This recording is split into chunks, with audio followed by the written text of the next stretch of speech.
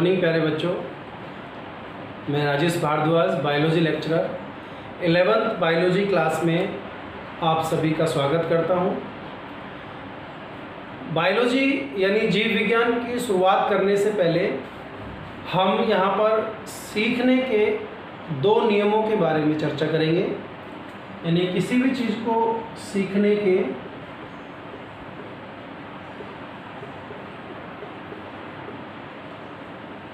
दो तरीके होते हैं, दो नियम होते हैं। पहला नियम है जटिल से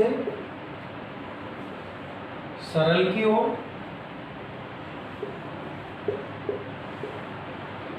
और दूसरा है सरल से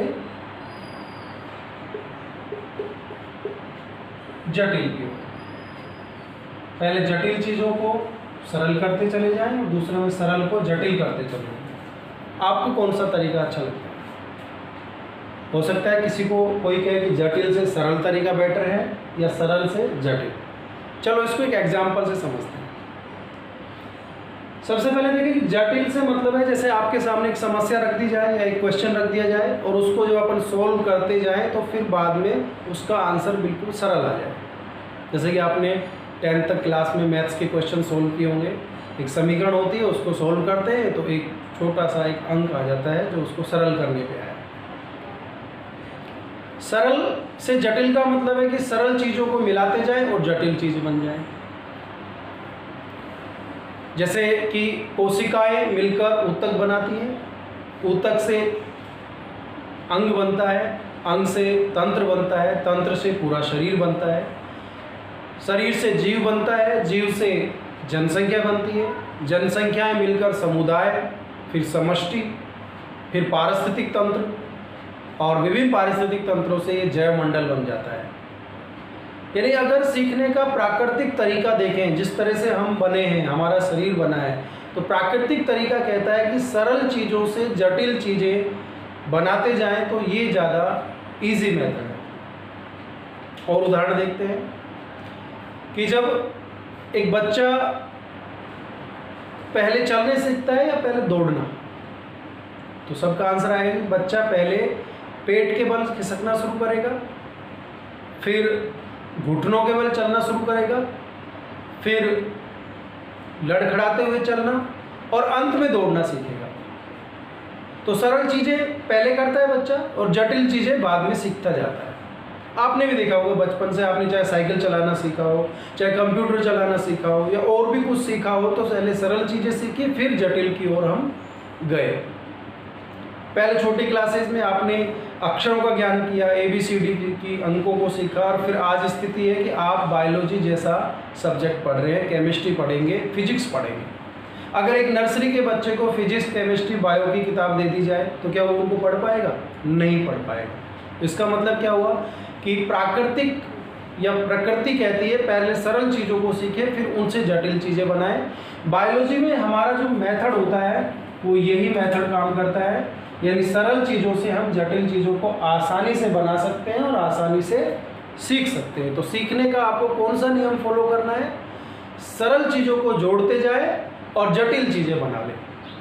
यानी बायोलॉजी में हम पढ़ेंगे छोटी छोटी इकाई कोशिका, कोशिका के बारे में जब पढ़ लेंगे तो कोशिका से ऊतक बनाएंगे, ऊतक से अंग, अंग से तंत्र और तंत्र से शरीर।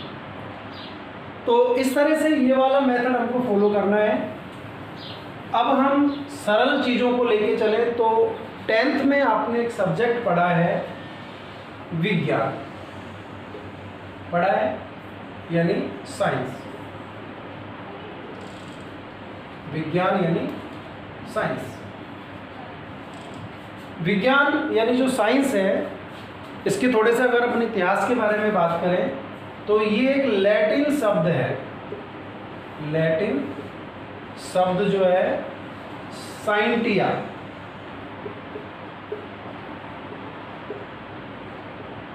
साइंटिया, साइंटिया से लिया गया है। विज्ञान कहाँ से लिया गया है? लैटिन शब्द साइंटिया से लिया गया है। यानी हमने कहा कि विज्ञान जो शब्द है वो कहाँ से लिया गया है? एक लैटिन शब्द से लिया गया है, साइंटिया से लिया गया है। ठीक है। और ये जो साइंटिया है इसका जो अर्थ होता है वो होता है किसी भी चीज़ को जानना, यानी टू नो। टू नो यानी जानना, या किसी भी चीज को सीखना, या ज्ञान प्राप्त करना यानी नॉलेज।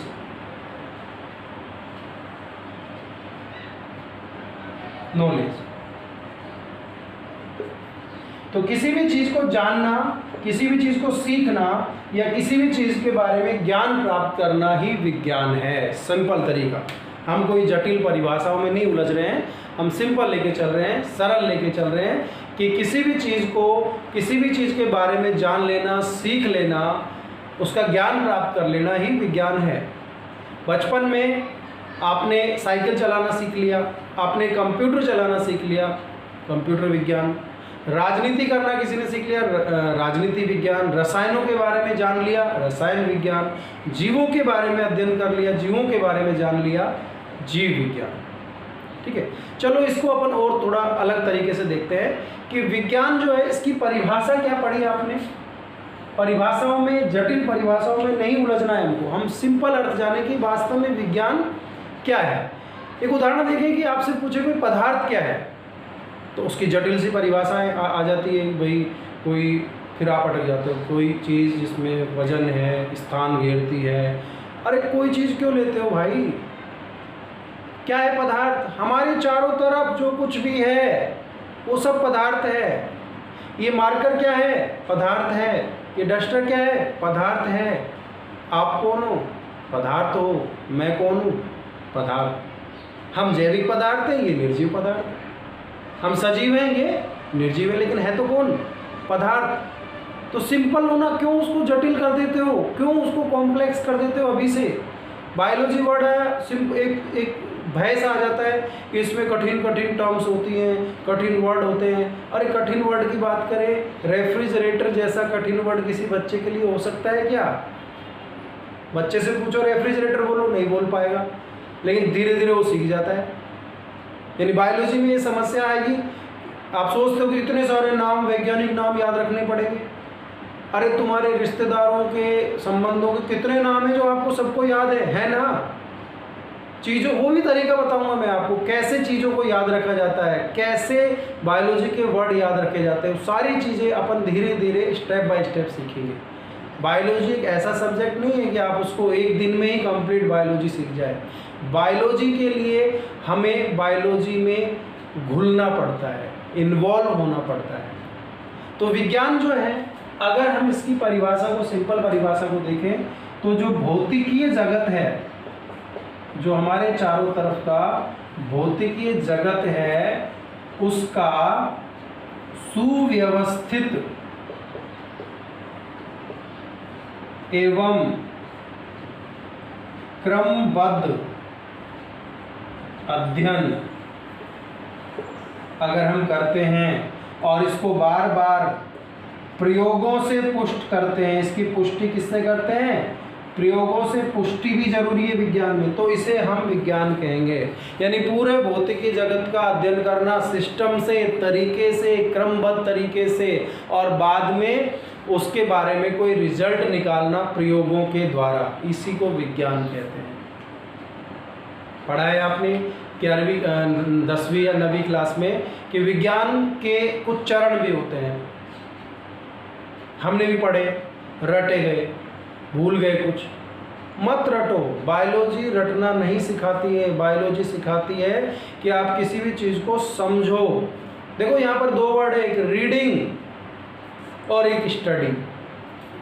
रीडिंग होता है पढ़ना, पढ़ना नहीं है हमको स्टडी करना है। स्टडी मतलब अध्ययन करना है। अध्ययन का मतलब होता है जब हम किसी चीज़ को मन लगाकर पढ़ लेते हैं, मन लगाकर पढ़ लेते हैं तो वो अध्ययन हो जाता है, और अध्ययन किया हुआ कभी भी भूला नहीं जाता है।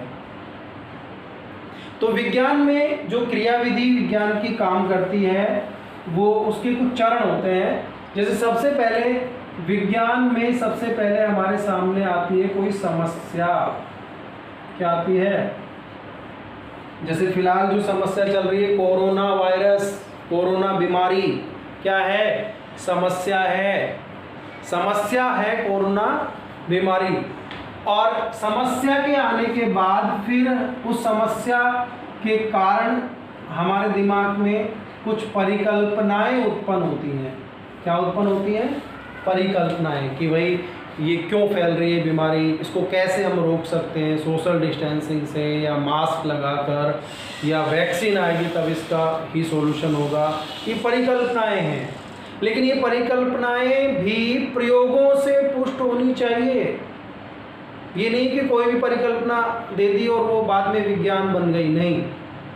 एक और उदाहरण लेते हैं, जैसे अपन इस कमरे में या किसी भी रूम में जाते हैं, सपोज कीजिए उस रूम में अंधेरा है, अंधेरा है तो अंधेरा क्या एक समस्या आ गई सामने। अब उस समस्या के समाधान के लिए हमारे दिमाग में परिकल्पनाएं आई। वही परिकल्पनाएं क्या आई कि हो सकता है लाइट नहीं आ रही हो सकता है वायर खराब हो सकता है स्विच खराब हो सकता है बल्ब फ्यूज हो। तो ये परिकल्पनाएं आई। अब परिकल्पनाओं की पुष्टि के लिए कि कौन सी परिकल्पना सही है, हमने कुछ प्रयोग किए। क्या करते हैं? प्रयोग। पहला प्रयोग किया, दूसरे रूम में जाके देखा, वहां पर लाइट ऑन है, इसका मतलब बिजली आ रही है। पहली परिकल्पना फेल हो गई कि हो सकता है लाइट नहीं आ रही है। फिर हमने अगला प्रयोग किया, बल्ब चेंज करके देखा, यानी उस बल्ब को दूसरे रूम में लगा के देखा, वहां ऑन हो गया, इसका मतलब बल्ब भी सही है। परिकल्पनाएं साइंस में फेल होती रहती हैं। ये तो एक कल्पना है, ये हो सकता है, ये हो गया होगा, जरूर थोड़ी सही निकले। लेकिन परिकल्पनाएं जरूरी है, तभी तो हम कोई प्रयोग करेंगे, तभी तो हम रिजल्ट पर पहुंचेंगे। फिर हमने स्विच चेक किया, स्विच भी सही था। वायर देखा तो वायर में कहीं फॉल्ट नजर आ गया। यानी प्रयोग करने से हमारे पास उस समस्या का क्या निकल कर आ गया? समाधान और निष्कर्ष निकल कर आ गया।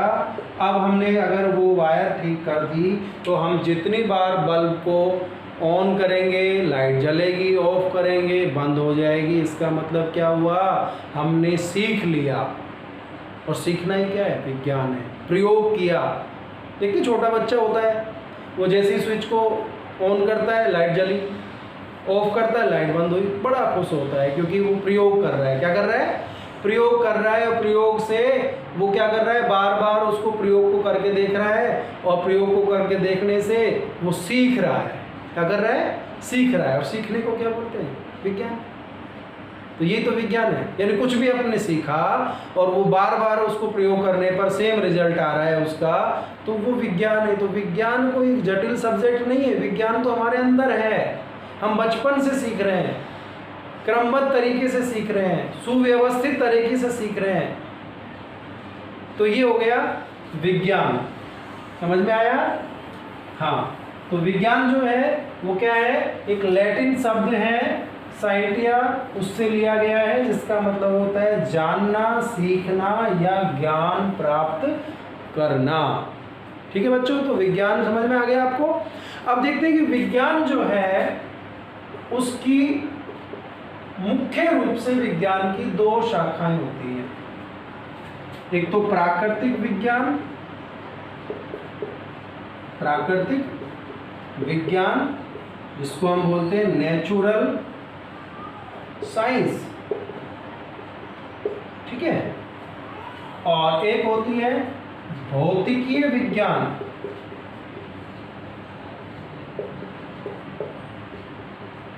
यानी फिजिकल साइंस।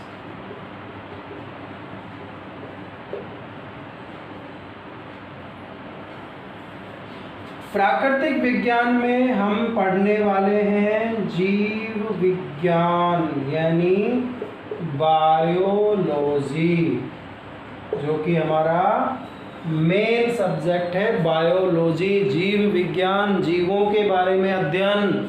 और इसी में हम देखते हैं कि दो शाखाएं आएंगी आगे, एक वनस्पति विज्ञान और एक जंतु विज्ञान। ठीक है, जूलॉजी और बॉटनी। तो इनको भी विस्तृत रूप से पढ़ेंगे, हम आगे पढ़ेंगे। ठीक है, भौतिकीय विज्ञान में पढ़ते हैं रसायन विज्ञान, यानी कि केमिस्ट्री और फिजिक्स यानी भौतिकी। तो हम यहाँ देखें कि विज्ञान में हम 11th बायोलॉजी में जो मुख्य रूप से हमारे पास 3 शाखाएं निकल कर आई है। पहली शाखा जीव विज्ञान, दूसरी रसायन विज्ञान और तीसरी भौतिकी यानी भौतिक विज्ञान, फिजिक्स। तो ये 3 ही हमारे मुख्य सब्जेक्ट रहने वाले हैं। इनको विस्तृत रूप से पढ़ेंगे और जीव विज्ञान में हम जूलॉजी और बॉटनी के बारे में विस्तृत रूप से अगली कक्षाओं में पढ़ने वाले हैं। तो प्यारे बच्चों, ये बायोलॉजी की जो अपन 11th बायोलॉजी में बायोलॉजी फाउंडेशन पढ़ रहे हैं, इसमें हमने जाना कि साइंस क्या है और साइंस के अंदर कौन कौन सी शाखाएं हम पढ़ने वाले हैं। तो उम्मीद है आपको समझ में आया होगा। आगे और भी हम विस्तृत रूप से पढ़ेंगे, मज़ेदार इंटरेस्टिंग तरीके से पढ़ेंगे, प्रैक्टिकली पढ़ेंगे। तो अपनी ऑनलाइन क्लासेस को, जब तक ऑफलाइन क्लासेस शुरू नहीं होती है तब तक ऑनलाइन क्लासेस को जारी रखें। घर में ही सुरक्षित रहते हुए पढ़ते रहिए। Be safe, stay home.